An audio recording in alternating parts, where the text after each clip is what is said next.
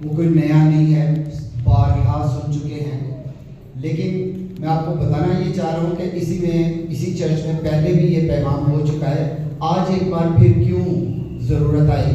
پچھلے ہفتہ میں ہمارے ڈویژن کے جو ڈائریکٹرز ہیں کچھ وہ آئے ہوئے تھے، اور وہ ہماری جو مشن سٹیٹمنٹ وغیرہ ہے اس پہ بات کر رہے تھے، اور میں چاہتا ہوں کہ جو سیونتھ ڈے ایڈوینٹسٹ کلیسیا ہے اس کی جو مشن سٹیٹمنٹ ہے وہ آپ کے سامنے رکھی جائے، اور وہ اس پہ کچھ زیادہ ایمفسائز کر رہے تھے۔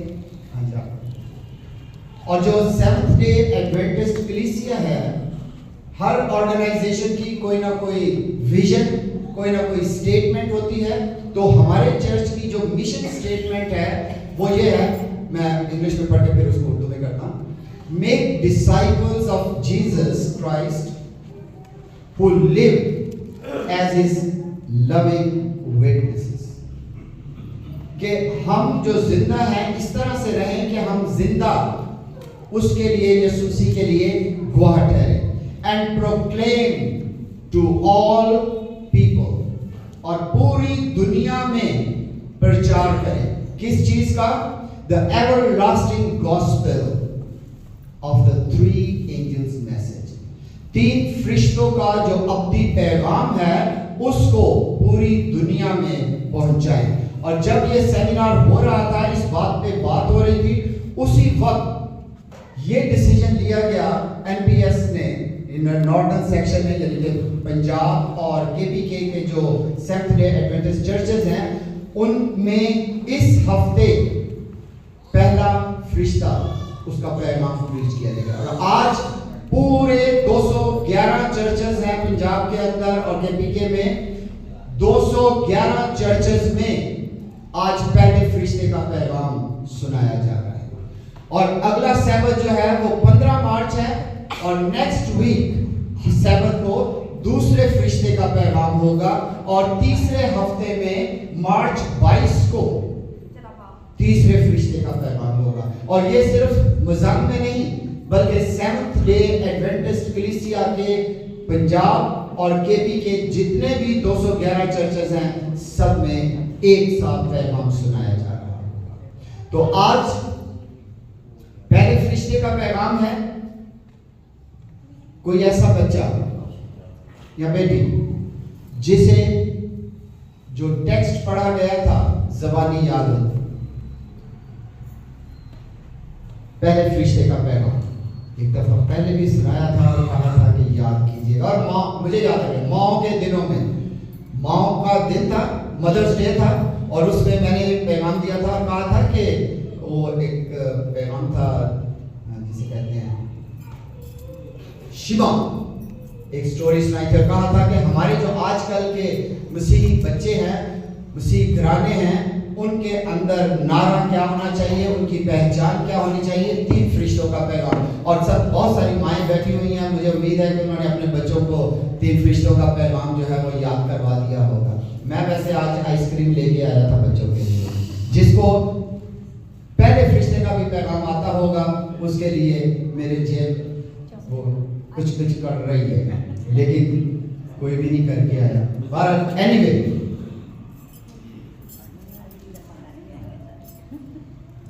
اگلی دفعہ جو ہے دوسرے فرشتے کا پیغام ہے، سو ماؤں سے درخواست ہے جو بھی پیغام دے دوسرے فرشتے کا، وہ میں کہہ دوں گا کہ میری طرف سے آئس کریم دے دینا، جو بھی آئس کریم مہنگی ہے، آئس کریم نہیں چاکلیٹ ملے گی۔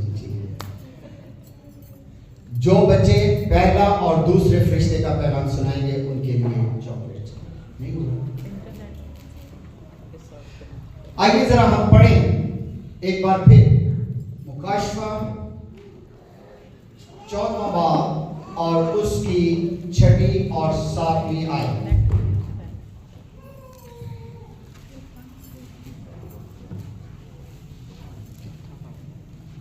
جن کے پاس کلام مقدس ہو وہ سب نکالیے اور اس پہ ہم ذرا غور کریں گے۔ 6 آیت میں یوں مرقوم ہے، پھر میں نے ایک اور فرشتے کو آسمان کے بیچ میں اڑتے ہوئے دیکھا جس کے پاس زمین کے رہنے والوں کی ہر قوم اور قبیلہ اور اہل زبان اور امت کے سنانے کے لیے ابدی خوشخبری تھی۔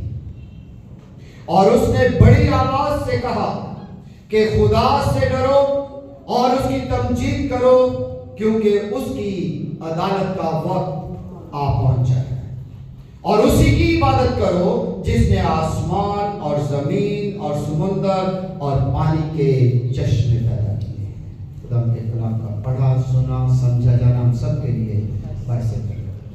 آئیے اے ہمارے آسمانی اور جلالی خداوندوں کے خدا، ایک بار پھر تیری حضوری میں جھکتے ہیں اور تجھ سے درخواست کرتے ہیں کہ تو اپنے کلام کے بھید کا دروازہ کھول، تاکہ تیرے کلام کو آج ایسا ہی سمجھا جائے جیسا سمجھنا لازم ہے، اور اس کو ایسا ہی بیان کیا جائے جیسا بیان کرنا لازم ہے، مسیح یسوع کے نام میں آمین۔ 3 فرشتے، اکثر فرشتوں کا جب لفظ آیا تو یہ 3 فرشتوں کی بات ہے، اور فرشتے بیسکلی کیا کرتے ہیں؟ ان کے مختلف کام ہیں۔ نام کبھی سنے آپ نے فرشتوں کے؟ جبرائیل فرشتہ، میکائیل فرشتہ، لوسیفر بھی فرشتہ، بہت سارے فرشتے ہیں، کروبیم، سرافیم، ہر فرشتے کے ذمے مختلف کام کرتے ہیں۔ کروبیم، سرافیم، ان کے کیا کام تھے؟ جبرائیل فرشتے کا کیا کام تھا؟ ہر فرشتے کے ذمہ کام لگے ہوئے، لیکن یہ ہمارا ٹاپک نہیں ہے۔ کسی وقت فرشتوں پہ بات کریں گے اور اس وقت بتائیں گے کہ ہر فرشتے کا کیا کیا کام ہے، لیکن آج صرف ہم یہ بات کریں گے کہ ایک فرشتہ جو ہے وہ آسمان کے بیچ میں اڑتا ہوا آیا اور بلند آواز سے ایک خوشخبری سنا رہا ہے۔ بیچ میں اڑتا ہوا، آسمان کے بیچ کا لفظ جو استعمال کیا گیا ہے، اس کا کیا مطلب ہے؟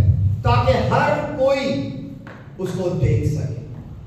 آسمان کے نیچے نہیں ہے، اگر نیچے ہوگا کہیں تو وہ صرف جو چند لوگ ہیں جن کو دکھائی دے گا، اونچے ہوگا، بیچ میں ہوگا تو اس کا مطلب سب کے لیے ہوگا، سب کو نظر آئے گا۔ اور جب سب کو نظر آئے گا، اور ایک اور لفظ استعمال کیا گیا ہے کہ اس کے پاس خبر تھی، خوشخبری تھی، اور وہ کن کے لیے تھی؟ سب کے لیے۔ صرف سیونتھ ڈے ایڈوینٹسٹ کلیسیا پنجاب میں، کے پی کے میں، کراچی میں، کوئٹہ میں جو ہے ان کے لیے تھی۔ ایسے ہی نہیں، وہاں پہ کیا لکھا ہے؟ ہر قوم کے لیے تھی، ہر اہل زبان کے لیے تھی، ہر قبیلے کے لیے تھی، ہر قوم کے لیے تھی۔ یہ خوشخبری صرف سیونتھ ڈے ایڈوینٹسٹ کلیسیا کے لیے نہیں ہے، وہ ہر قوم کے لیے ہے، ہر مذہب کے لیے ہے، ہر اس بشر کے لیے ہے جسے اس نے پیدا کیا۔ اور وہ کیا کہتا ہے؟ بلند آواز سے اس نے خبر دی ہے، اور وہ خوشخبری جو سنائی ہے وہ بلند آواز سے سنائی گئی ہے، اور وہ کیا ہے؟ کہہ رہا ہے کہ اور اس نے بڑی آواز سے کہا کہ خدا سے ڈرو، خدا سے ڈرو۔ خدا سے ڈرنے کا کیا مقصد ہے؟ یہ ہم سب جانتے ہیں کہ یہاں پہ ڈرنے کا مقصد یہ نہیں ہے، سوری کہ میں ایک ورڈ نیگیٹو بولنے لگا ہوں، اور پنجابی میں جسے کہتے ہیں بہبلا، کہ جسے ہمیں ڈریے، خوف آئے، یہ وہ نہیں۔ اس نے کہا کہ خدا سے ڈرو اور اس کی تمجید کرو۔ خدا سے ڈرنے سے کیا مراد ہے؟ اس کے حکموں پر عمل کرو۔ خدا سے ڈرو اور اس کے حکموں پر عمل کرو، اس کی تعظیم کرو۔ پریشانی کے بحث اس سے ڈرنا ہے، بالکل ایسے ہی ہے جیسے ہمارا جسمانی دنیاوی باپ ہے اور اس کے حکم کو مانتے ہیں، اس طرح ڈر اور خوف رکھتے ہیں۔ کس وجہ سے؟ کہ میرا باپ جو ہے اگر میں نے یہ کام کہہ کر گیا نہیں کرتا تو وہ مجھ سے خفا نہ ہو جائے، وہ مجھ سے ناراض نہ ہو جائے، یہ اس کی تعظیم کرنی ہے۔ تو اسی طرح سے جو ہمارا آسمانی باپ ہے اس سے ڈرنے کا مقصد یہ ہے کہ یہ ڈرنا ہے کہ کہیں وہ مجھ سے ناراض نہ ہو جائے. اس نے جو حکم دیے ہیں اس کو ماننا میرا فرض اول ہونا چاہیے, پریورٹی بیس پہ ہونا چاہیے کہ دنیاوی کام جو ہیں وہ سب کے سب ہوتے رہیں گے, لیکن جو میرا خدا, میرا مالک, میرا رب جو کہہ کر گیا ہے, جو کہہ رہا ہے, جو کلام مقدس میں کے مطابق مجھے کرنے کو کہا گیا ہے, وہ مجھے کرنا ہے. اگر میں اس کے مطابق نہیں کرتا تو پھر مجھے ڈرنا چاہیے کہ وہ مجھ سے ناراض ہو جائے گا. جب وہ مجھ سے ناراض ہو جائے گا تو لازمی بات ہے کہ اس کا ایک مخالف اس دنیا میں دھن دھناتا پھرتا ہے, اور وہ کیا کرے گا, مجھ پہ قابض ہو جائے گا. اور جب وہ قابض ہوگا تو یقیناً اس کا کام جو ہے وہ اور تیزی سے ہو جائے گا. شیطان کا کام جو ہے وہ بڑے وفاداری سے کر رہا ہے. کوئی بتا سکتا ہے کہ اس کا کام کیا ہے؟ شیطان کا تو کام ہی یہ ہے کہ وہ کیا کرے,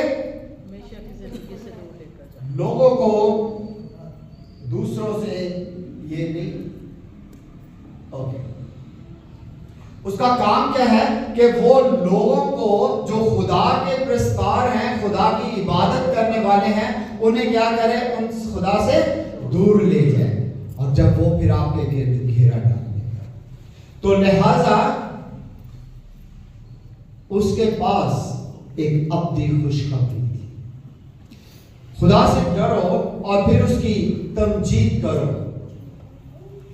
اور یہ ایک بات اب کیونکہ چل پڑی ہے اس لیے میں اس کی سیکوینس سے جانا چاہوں گا کہ فرشتوں کے ذریعہ سے اپنے نبیوں تک پیغام جو ہے وہ خداوند پہنچاتا ہے, اور جو کچھ بھی اس نے کرنا ہوتا ہے وہ اپنے نبیوں پر پہلے سے آشکارا کر دیتا ہے. آموس 7:3 یقیناً خداوند خدا کچھ نہیں کرتا جب تک کہ اپنا بھید اپنے خدمت گزار نبیوں پر پہلے سے آشکارا نہ کر دے. لہذا مکاشفہ کی کتاب اور ڈینیل کی کتاب نبوتی کتابیں ہیں, ان کے اندر جو بھید لکھے ہوئے ہیں اس نے اپنے فرشتہ کے ذریعے اپنے نبیوں تک پہنچائے, اور نبیوں نے اس کو تحریر کیا, اور آج وہ ہمارے الہی پیغام ہیں. اور لہذا الہی پیغامات کو ماننا ہم پہ فرض ہے. ہم جان لیں کہ یہ کتابیں جو ہیں ان کا پڑھنا, ان کا سننا ہم سب کے لیے باعث برکت ہوتا ہے. کیونکہ مکاشفہ کی کتاب کے پہلے باب کی 3 آیت میں کیا لکھا ہے, مبارک ہے وہ آدمی جو اس کتاب کو پڑھتا ہے, اس کتاب کو سنتا ہے, اس پر عمل کرتا ہے. بہت سارے لوگ اپنے بچوں کو مکاشفہ پڑھنے ہی نہیں دیتے کہ اس میں حیوانوں کا ذکر ہے, جانوروں کا ذکر ہے, اور جب آپ پڑھو گے تو کیا ہوگے, ڈرو گے, خوف آئے گا. نہ نہ نہ نہ نہ, مکاشفہ نہیں پڑھنا بھائی. پڑھو, جب پڑھو گے نہیں تو سمجھو گے کیسے, جب سمجھو گے نہیں تو اس پہ عمل کیسے کرو گے. آج آپ پڑھیں گے, نہیں سمجھ آتی تو یہ خادمین کائے کے لیے ہے, ان سے پوچھیں, تحقیق و تفتیش کریں. ڈینیل کی کتاب کے آخری باب میں یہی لکھا ہے کہ آخری زمانہ میں ہم رہ رہے ہیں, اور آخری زمانہ میں اس نبوتوں کو بہت ساری تحقیق و تفتیش کی جائے گی. اور آج تحقیق و تفتیش کی جا رہی ہے, اور یہ کہا جا رہا ہے کہ 3 فرشتوں کا پیغام ہم سب کے لیے بہت اہم ہے. کیونکہ وقت ہمارا آگے چلا گیا ہے, اس لیے ہم اس کو آگے اسکپ کرتے ہوئے ابدی خوشخبری سنانے کے لیے. اور ابدی خوشخبری, لفظ ابدی جو ہے اس کا کیا مطلب ہے, ہمیشہ, ماضی میں بھی تھی, حال میں بھی ہے, اور مستقبل میں بھی رہے گی. اور وہ ابدی خوشخبری جو ہے وہ بیسیکلی کیا ہے, یسوع مسیح ہے. یسوع مسیح ہمارے لیے ابدی خوشخبری ہے. اور وہ ابدی خوشخبری کیسے ہوا جانتے ہیں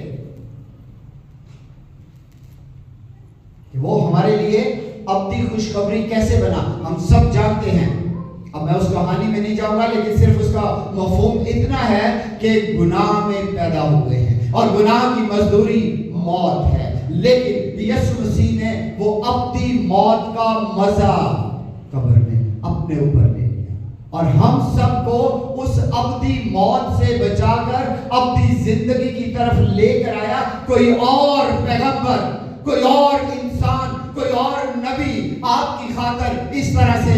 हुआ, उसने अपने ऊपर अपनी मौत का मजा नहीं लिया, उसने लेकर फतह पाई है, मुर्दों में दफन हो गया, मुर्दों से जी उठा, आसमान पे चला गया। और अभी जो गीत गा रहे थे वो यही है कि उसने आपकी मौत अपने ऊपर ली, और जरा रति भर भी उसके अंदर गुनाह होता तो वो उस अब्दी मौत में पड़ा रहता।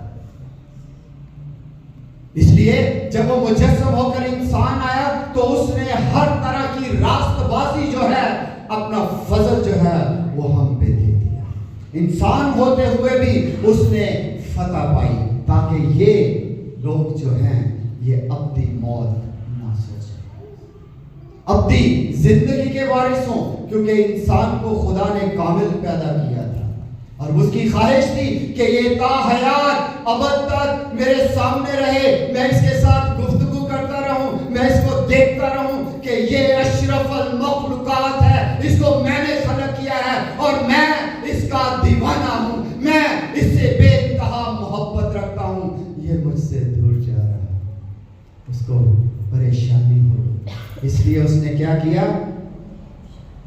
मंसूबा निजात का बना दिया, और निजात का मंसूबा बनाकर उस पे पूरा उतरा। वो हुआ, दफन हुआ और फिर मुर्दों में से जी उठा। और अगर वो जी ना उठता तो यकीनन अब्दी मौत हमारी होती। अब हमारी अब्दी मौत नहीं है, अब हमारे पास अब्दी जिंदगी है। अगर हम इस बात का ईमान रखते हैं, हम सब इस बात पे यकीन रखते हैं कि वो अब्दी खुशखबरी मेरा मसीह है, मेरा यीशु है, जिसने मेरी खातिर, मेरी मोहब्बत में अपनी जान दी और मुर्दों में से जी उठा, तो आपका और मेरा बनता है कि हम उसकी गवाही दें। बनता है कि नहीं? तो वो गवाही हमने कैसे देना है?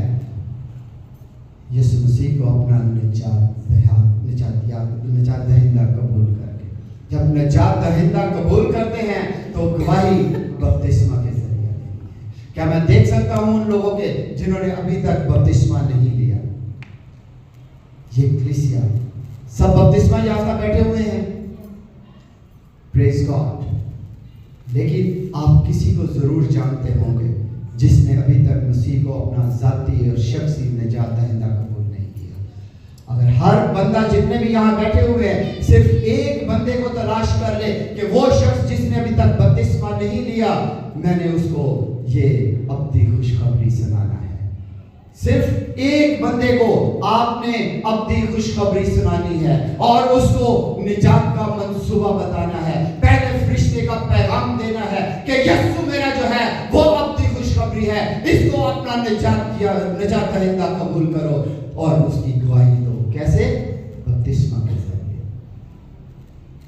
15 तारीख को यहाँ पे बपतिस्मे होंगे और मैं चाहूंगा कि आप में से हर एक बंदा, हर शख्स एक बंदे को अपने साथ तैयार करे, उसको जिसने अभी तक बपतिस्मा नहीं लिया।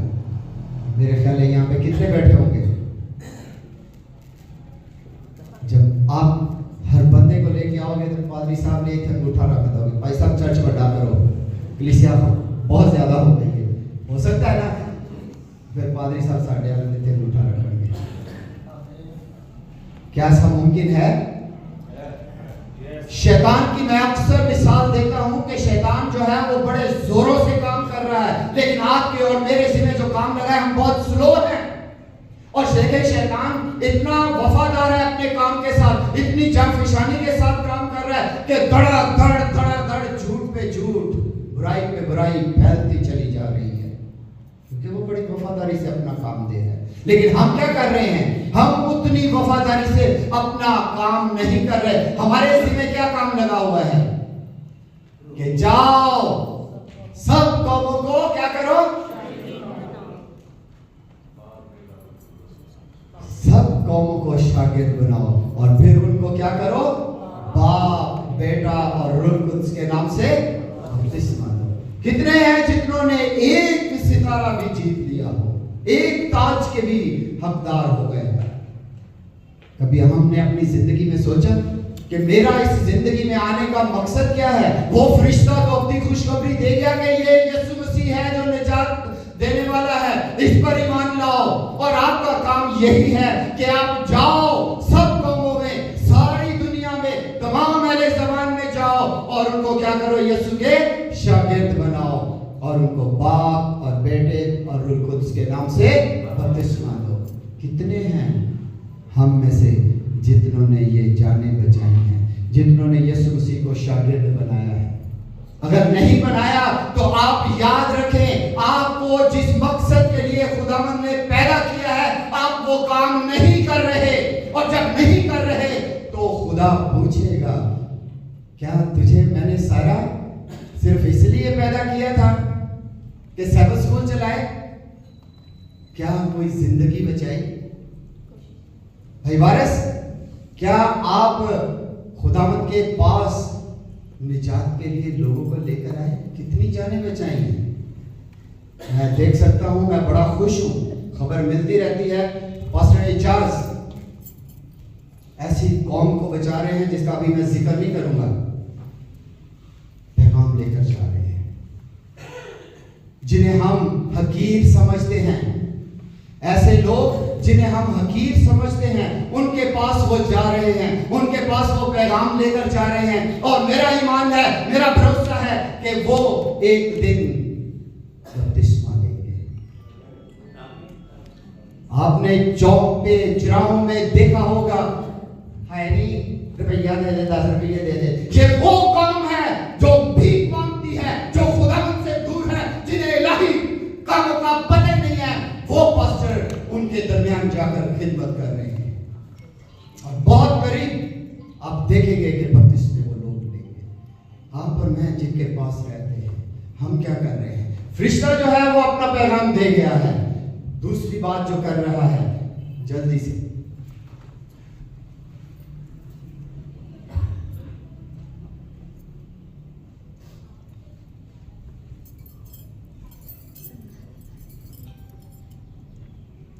اس پروفیسی کو آگے ایک آیت کا اگلا حصہ ہے، میں صرف اس پہ ٹائم کروں گا کیونکہ آلریڈی ہم نے ٹائم ویسٹ بہت کیا ہے۔ تمجید، خدا سے ڈرو اور اس کی تمجید کرو کیونکہ اس کی عدالت کا وقت آ پہنچا ہے، اس کی بات کرو جس نے اس کی عدالت کا وقت آ پہنچا ہے۔ اس کی عدالت جو ہے، میں اس کو تھوڑا سا بیان کرنا چاہتا ہوں اور اس کے بعد بند کر دوں گا۔ فرشتے کے اور بہت سارے الفاظ ہیں جن کو ہم بیان کرنا چاہیے پہلے فرشتے میں، لیکن میں اس کی عدالت کا وقت آ پہنچا ہے۔ عدالت کسے کہتے ہیں؟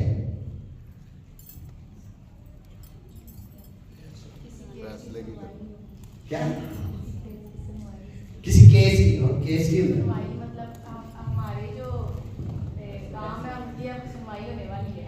ہونے والی ہے، ہونے والی نہیں ہے، ہو رہی ہے۔ وقت آ پہنچا، یہ کب عدالت شروع ہوئی اور کب ختم ہوگی یہ دیکھنے کی ضرورت ہے۔ عدالت، خدا نہ کرے کہ اس دنیا میں رہتے ہوئے ہم میں سے کسی کو عدالت کا سامنا کرنا پڑا۔ یہ جسم اور روحانی عدالت ہوگی، سوری، جسمانی اور روحانی عدالت ہوگی، یہ دونوں کی عدالتیں ہوں گی، لیکن یہاں پہ ہم دیکھتے ہیں کہ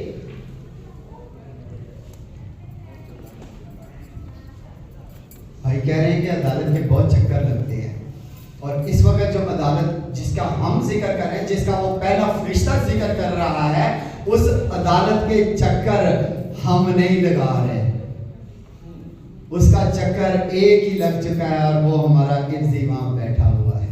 وہ کہتا ہے تسی ٹھہر جاؤ، میں ہے نا تاری وکالت نہیں، لیکن میرے نال رابطے چتے رہو۔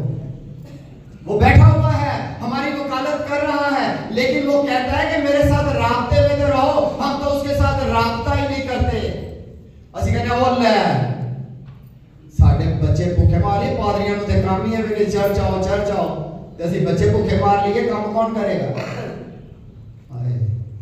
وہ جو اوپر والا کہتا ہے کہ میرے نال رہو، میرے ساتھ رابطہ تو رکھو، میں بیٹھا ہوا ہوں آپ کی عدالت کے لیے۔ چند حوالے ہیں، بچوں ذرا نکالیے گا۔ ڈینیل 9 باب اور اس کی 25ویں آیت پہ نبوت کی گئی ہے. ذرا اس نبوت کو پڑھیے. ایک اور آپ نکالیے ڈینیل 8واں باب اور 14ویں آیت. آپ بیٹا نکالیں بائبل لے لو. ڈینیل 8 باب اور اس کی 14ویں آیت. آپ نے نکالا ہے ڈینیل 9 باب اس کی 25ویں آیت. ڈینیل 8 باب کی 14ویں آیت ذرا زور سے بلند آواز سے پڑھیے گا. چلیے کوئی بھی نکال لے جو اس نے نکالا. 9 باب کی 25ویں آیت. یہ اب ہم دیکھنے لگے ہیں. میں ویسے بھی بول سکتا تھا لیکن میں صرف اس لیے چاہ رہا ہوں کہ ہم سب مل کر پڑھیں اور یہ نبوت جو ہے آپ کو پتہ چلے کہ واقعی ہم بائبل میں سے لے رہے ہیں. جی کون پر پڑھے گا؟ ڈینیل 8 باب 14 ہے.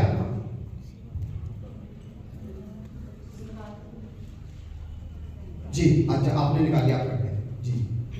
اور اس نے مجھ سے کہا کہ 2300 صبح و شام تک اس کے بعد مقدس اس کے بعد مقدس پاک کیا جائے گا. یہ آیت سامنے لکھی ہوئی ہے. اور اس نے مجھ سے کہا کہ 2300 صبح شام تک اس کے بعد مقدس پاک کیا جائے گا. مقدس کا پاک کیا جانا کب کیا جائے گا؟ یہ ایک فگر دیا گیا ہے وہاں پہ. اور فگر کیا ہے؟ 2300 صبح شام. صبح شام کا مطلب دن، ایک دن. اب ذرا میرے ساتھ نکالیے گا. یہ ایک فگر ہے کہ مقدس ذہن میں رکھیے گا کہ مقدس کیا ہے؟ ہیکل. ہیکل پاک کی جائے گی کب؟ 2300 دنوں کے بعد. اور ایک اور چیز ذرا ذہن میں رکھیے گا کہ کوئی بھی جو نبوتی باتیں ہوتی ہیں یہ ان کا آغاز اس وقت ہوتا ہے جس نبی کے ذریعہ پیغام دیا جا رہا ہے. تو اس کے دور سے نبوت کا دورانیہ جو ہے وہ شروع ہوتا ہے. آئیے ایک اور نبوت ذرا دیکھیے 9 باب کی 25ویں آیت. جی بیٹا. بس تو معلوم کر اور سمجھ لے کہ یروشلم کی بحالی اور تعمیر کا حکم صادر ہونے سے ممسوک فرمان روا تک 7 ہفتے اور 60 ہفتے ہوں گے اور 62 ہفتے ہوں گے. اب یہاں پہ دیکھیں ایک اور نبوت ہو رہی ہے. وہ کیا کہہ رہا ہے؟ یروشلم کی بحالی اور تعمیر کا حکم صادر ہونے سے ممسوک فرمان روا تک 7 ہفتے اور 62. اب یہ جو دورانیے تھے یہ ڈینیل کو سمجھ نہیں آ رہی تھی. 8ویں باب کا جو دورانیہ تھا یہ والا 2300 دن جب اس پہ رویا آئی تو وہ پریشان ہو گیا. باقی ساری باتیں رویا کی سمجھ آ گئی. یہ دورانیہ سمجھ نہیں آیا اور اپنے منہ کے بل گر گیا, سجدے میں رہا. اور آگے 9ویں باب میں جا کر اس کے پاس فرشتہ دوبارہ آتا ہے اور اس کو بیان کرتا ہے 9ویں باب میں جا کر.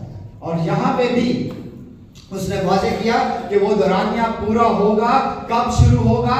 یروشلم کی بحالی. ہم جانتے ہیں کہ یروشلم کی تباہی ہو گئی تھی ڈینیل کے پہلے دوسرے باب میں مکمل طور پہ تباہی ہو گئی تھی. اور 70 ہفتے 70 سال لگنے تھے اور 70 برس کے بعد جو ہے وہ یروشلم دوبارہ بحال ہونا تھا. اور ذرا دیکھیے عزرا 7واں باب اور اس کی 13ویں اور 27ویں آیت ذرا نکالیں گے. وہاں پہ ہم دیکھتے ہیں کہ ارتخشتہ بادشاہ تھا جس نے یہ حکم صادر کیا اور ایگزیکٹ 70 برس کے بعد. اور وہ عیسوی کون سی تھی؟ 457 قبل از مسیح. اب ذرا غور سے سنیے گا, اگر نیند آنا شروع ہو جائے تو ہاتھ کھڑا کر دیجیے, میں وہیں بند کر دوں گا. 457 عیسوی میں ارتخشتہ بادشاہ جو ہے اس نے حکم جاری کیا اور ایگزیکٹ اس کو نہیں پتا تھا کہ 70 برس ہو گئے ہیں اور خداوند کی طرف سے وہ 70 برس ہو چکے تھے. اور اس نے حکم جاری کیا کہ جاؤ جا کر یروشلم کو بحال کرو. اور اس کی دنیاوی تعمیر بھی تھی اور اس نے مذہبی آزادی بھی دی تھی کہ مذہب اپنا جا کر آزاد کرو جیسے پہلے تھا.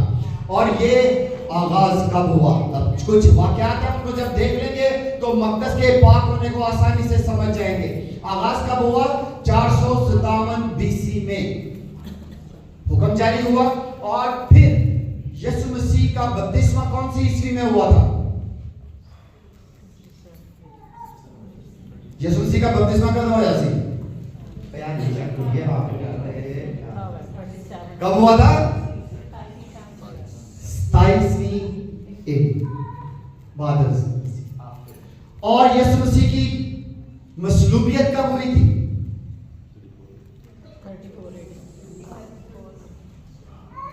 31۔ ٹھیک ہے، اب یہ ذرا حوالے دیکھتے جائیں گے۔ اور پھر گریٹ ڈس اپوائنٹمنٹ ڈے وہ کب ہوا تھا؟ کہ جب سب لوگ کہہ رہے تھے کہ یسوع مسیح آنے والے ہیں، یسوع مسیح آج کے دن آئیں گے، لیکن اس دن یسوع مسیح نہیں آئے، تو بہت بڑی گریٹ ڈس اپوائنٹمنٹ ڈے اس کو کہا جاتا ہے۔ 22 اکتوبر 1844 ڈیٹ سیٹ کر دی گئی تھی کہ اس روز یسوع مسیح آئیں گے، اور دنیا نے، لوگوں نے، جنہوں نے اس بات پر ایمان لایا، سب کچھ بیچ دیا، سب کچھ چھوڑ دیا، توبہ کر لی کہ آج یسوع مسیح آنے والے ہیں، اور اس کی انتظار میں بیٹھے رہے۔ جب یسوع مسیح نہیں آئے تو وہ سب سے بڑی عظیم پست ہمتی کا لفظ استعمال کیا، لوگ کہنے لگے سب کچھ جھوٹ ہے۔ لیکن اس کے بعد پھر تحقیق و تفتیش کی گئی۔ ڈینیل کے آخری باب میں کیا لکھا ہے کہ ڈینیل کو بہت ساری باتیں وہ پوچھنے لگا تو کیا لگا، یہ آخری زمانے کی باتیں ہیں، اور اس وقت بہت سارے لوگ اس کی تحقیق و تفتیش کریں گے۔ اگر آپ عبرانی میں اس کا دیکھیں تو اس میں لکھا ہے کہ ورق جو ہے، کاغذ جو ہے، ان کو آگے پیچھے کرنا مین تحقیق و تفتیش کریں گے، ریسرچ کریں گے۔ اور آج وہ زمانہ ہے، کیونکہ وہ آخری زمانے کے لیے پیغامات تھے، اور آج آخری زمانہ ہے، لوگ مکاشفے کی، ڈینیل کی دھڑا دھڑ تحقیق و تفتیش کر رہے ہیں، اور وہ اس نتیجے پہ پہنچے ہیں کہ مقدس جو ہے پاک کیا جانا بہت ضروری ہے۔ اور کب ہوگا؟ 2300 دنوں کے بعد۔ اب اس ساری پروفیسی کو سمجھنے کے لیے کہ یہ پروفیسی پوری کیسے ہوئی، کب ہوئی، کیوں ہوئی، اس کو سمجھنے کے لیے زمینی ہیکل کو 5-2 منٹ کے اندر بیان کرنا بہت ضروری ہے۔ زمینی ہیکل کو سمجھ گئے تو یہ خود بخود سمجھ میں آ جائے گا۔ جو زمینی ہیکل ہے اس کے 2 پورشن تھے، ایک پاک اور ایک پاک ترین تھا۔ پاک مقام اور، بیٹا آپ بھی بولو، پاک اور پاک ترین تھا۔ اور پاک میں جاتے تھے، لیکن پاک ترین میں کوئی نہیں تھا جا سکتا، ایون کہ کہیں بھی نہیں جا سکتا تھا، کیونکہ وہاں پہ عہد کا صندوق، کروبین کی حفاظت کرنے والے، اور خداوند کی حضوری وہاں ہوتی تھی، اس لیے وہاں کوئی نہیں جا سکتا تھا۔ لیکن کب جاتا تھا؟ سال میں ایک بار جاتا تھا، پاک ترین مقام میں سال میں ایک بار جاتا تھا، اور اس کے اندر جانے سے پہلے کیا کرتا تھا؟ خود روزے رکھتا تھا، اپنے آپ کو پاک کرتا تھا، ایک دن میں پاک نہیں، سال اس کو کہا جاتا تھا کہ اس سال تیری باری ہے، پورا سال اپنے آپ کو تیار کر۔ ہم میں سے آسمانی ہیکل میں جانا چاہتے ہیں، کتنے جانا چاہتے ہیں؟ سارے جانا چاہتے ہیں، تو تیاری کتنے ہے؟ تیاری کر رہے ہیں؟ اس کاہن کو کہا جاتا تھا کہ تیاری کر، اسی کہنے اللہ پالی صاحب اور کام نہیں لابدہ، اور کوئی کام نہیں کرنے ایسا۔ خداوند کے پاس جانے کے لیے ہمیں مکمل طور پہ تیاری کرنے کی ضرورت ہے، اور پاک ترین مقام پر جا کر وہ کیا کرتے تھے؟ سال میں جس دن جاتا تھا ایک بار، اس وقت وہ جا کر کیا کرتے تھے؟ کیا کرتے تھے؟ کاہن سدا کاہن اندر جاتا تھا تو کیا کرتا تھا؟ کفارہ کی قربانی، خطا کی قربانی لے کر پہلے اپنے آپ کو پاک کرتا تھا، پھر اندر جاتا تھا اور جو برا اسرائیل کی نمائندگی کرتا تھا اس کا خون لے کر اندر جاتا تھا۔ اور وہ خون جو ہے وہ کیا کرتا تھا, یعنی لکھا میں نے, انگلی کے ساتھ جس سائڈ پہ کروبی تھے ان کے اوپر چھڑکتا تھا وہ خون, اور پھر 7 بار اپنی انگلی کے ساتھ عہد کے صندوق کے آگے ڈالتا تھا, 7 بار. اور اس سے یہ ایک نمائندگی تھی کہ ایک نشانی تھی کہ وہ خداوند کی حضوری میں ہے اور وہ مقدس کو پاک کر رہا ہے, کفارہ دے رہا ہے, اور اس سے وہ لوگ جن کی نمائندگی ہو رہی تھی ان کے گناہ معاف کیے جاتے تھے. ہیکل پاک ہو گئے تھے سال میں 1 بار. اب حکم دے دیا کہ دوبارہ تعمیر ہو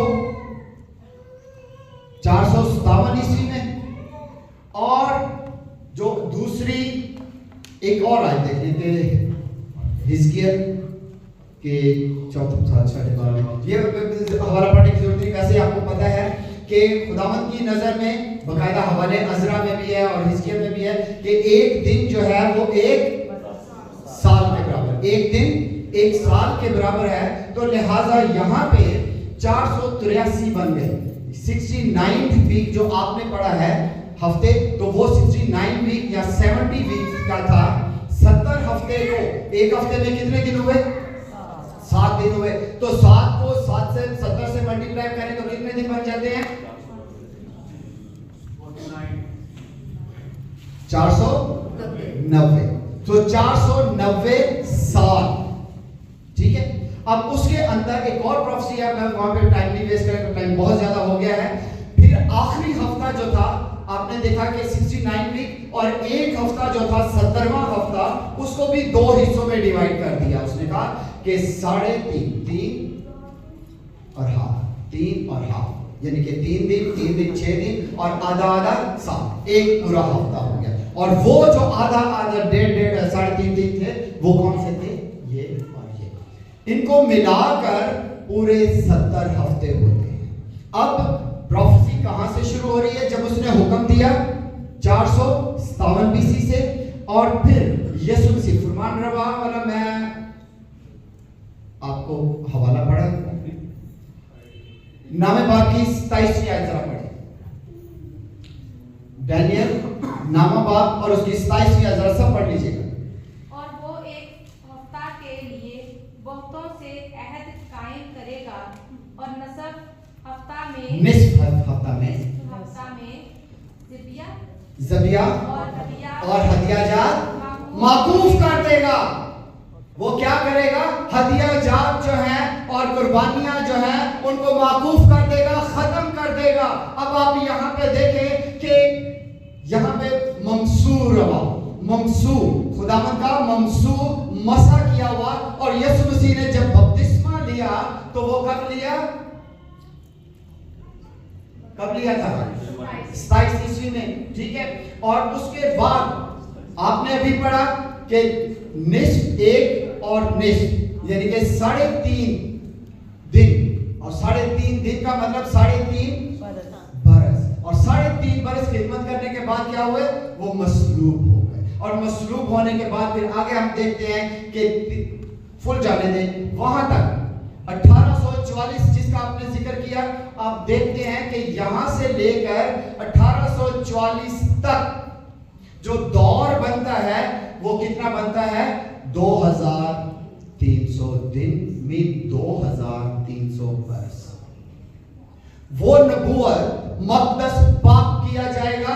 اب کیا تھا کہ یہاں پہ جب مصلوبیت ہو گئی تو وہ قربانیاں جو ہم پاک ترین مقام میں خون لے کر جاتے تھے تاکہ ہمارے گناہ معاف ہو جائیں, ان کا سلسلہ ختم ہو گیا. جب ان کا سلسلہ ختم ہوا تو اس کے بعد خداوند آسمان پر تھے. جب آسمان پہ تھے تو وہ پاک ترین مقام میں داخل ہونا تھا انہیں. ہماری عدالت کے لیے عدالت کا وقت آ پہنچا. وہ فرشتہ بلند آواز سے کہہ رہا ہے کہ عدالت کا وقت آ پہنچا. اور عدالت کہاں پہ شروع ہوئی, 1844 میں. اور ہم غلط فہمی میں رہے کہ یسوع مسیح آ رہے ہیں. یسوع مسیح دنیا میں نہیں آ رہے تھے, وہ پاک ترین مقام میں جا رہے تھے. اس لیے آپ کی اور میری عدالت کا وقت اس وقت شروع ہو چکا تھا. اب وقت ہے کہ وہ ہماری عدالت کر رہا ہے.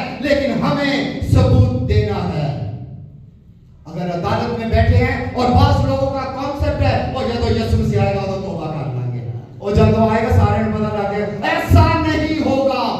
بعض لوگ مردوں کے لیے دعائیں کر رہے ہوتے ہیں کہ خدایا مر گیا میرا چاچا, اس لیے دعا کرنا مجھے جنت دے دے. جنت نہیں ملے گی. مرنے کے بعد کچھ نہیں ہے, اس سے پہلے پہلے ہے جو کچھ بھی کرنا ہے. آج آپ زندہ ہیں, ہم جو زندہ ہیں ہمیں اپنی عدالت کا حساب آج لینا ہے. ہم میں سے کسی کو نہیں پتا کہ اگلے لمحہ ہم نے باہر جا سکنا ہے کہ نہیں جا سکنا. اگر یسوع مسیح آ جاتے ہیں انہی لمحوں, کیا ہم تیار ہیں؟ تو اس وقت معافی مانگیں گے. جب وہ آسمان چھوڑے گا آنے کے لیے, عدالت بند کر کے آئے گا, فیصلہ کر کے آئے گا. عدالت ابھی ہو رہی ہے. عدالت کا وقت آ پہنچا ہے. اس ٹائم اپنے وکیل سے رابطہ کر لیں. اگر ابھی ہمارے وکیل نے ہماری شفایت نہ کی تو پھر جب وہ آئے گا ہم کچھ نہیں کر پائیں گے. آج وقت ہے کہ ہم پہلے فرشتے کا پیغام پوری دنیا میں سنیں کہ ابدی خوشخبری یسوع مسیح ہے, اور عدالت کا وقت اس وقت لگا ہوا ہے. ہمارا وکیل 1844 سے انتظار میں ہے کہ بھائی یعقوب میرے ساتھ رابطہ کر لو, میں نے اپنی شکایت کرنی ہے. ہم رابطہ نہیں کر رہے. اب وقت ہے کہ ہم اپنے وکیل سے رابطہ کریں, کیونکہ عدالت اس ٹائم میں لگی ہوئی ہے. جب وہ آ جائے گا یا جب ہم مر جائیں گے بغیر اس سے رابطہ کیے, بغیر توبہ کیے مر جائیں گے, تو پھر جب وہ حساب آئے گا تو وہی ہوگا جو آپ کے مرنے سے پہلے پہلے ہو چکا ہے. خداوند ہم سب کو برکت دے اور تہیہ کرے کہ ہم نے جو کام خداوند وہ فرشتے کے ذریعے ہم نے لگا کر گیا ہے کہ جاؤ ساری قوموں کو شاگرد بناؤ, صرف ایک ایک, زیادہ قوموں کے پاس نہیں ہے, صرف ایک ایک بندے کو